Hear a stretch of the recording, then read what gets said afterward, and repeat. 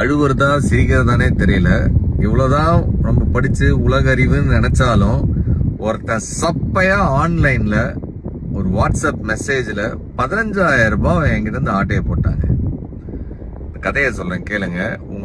உங்களுக்கும் பயனுள்ளதா இருக்கும். உங்க நண்பர்களோட இதை ஷேர் பண்ணுங்க.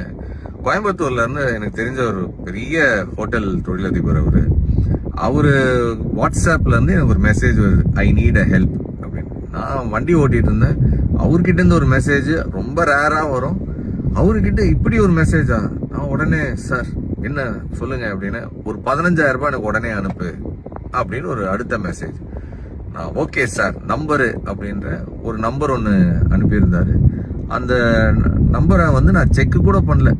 பணத்தை அனுப்பிட்டு பார்த்தா ஏதோ யோகேந்தர்னு சொல்லிட்டு வேற ஏதோ பேர் வருது. அப்போதான் எனக்கு டவுட் வருது, சார் நம்பர் இல்லாம வேற ஏதோ நம்பருக்கு அனுப்ப சொல்றாருன்னா ஒருவேளை இது ஸ்கேமா இருக்குமோன்னு நினைக்கிறதுக்குள்ள பணம் போச்சு. அவருக்கு ஃபோன் பண்ணி கேட்டா நான் நினைச்ச மாதிரியே, என்ன செந்தில் காலையிலேயே என் போனை வாட்ஸ்அப்பை ஹேக் பண்ணிட்டான், நீ ஒரு 500வது கால் எனக்கு இந்த மாதிரி பண்றது. இத்தனை பேர் பல பேருக்கு மெசேஜ் போயிருக்கு, சில பேருக்கு பணத்தையும் அனுப்பியிருக்காங்க.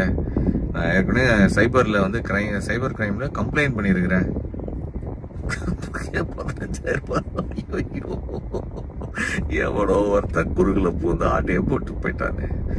நெக்ஸ்ட் டைம் யாராச்சும் உங்ககிட்ட இந்த மாதிரி வாட்ஸ்அப்ல இருந்து பணம் கேட்குறாங்க அப்படின்னா தயவு செஞ்சு கன்ஃபார்ம் பண்ணாம யாருக்கும் இந்த மாதிரி டக்குன்னு எடுத்து ஒரு எமோஷ்னல்ல யோசிக்காம அனுப்பி விட்றாதீங்க.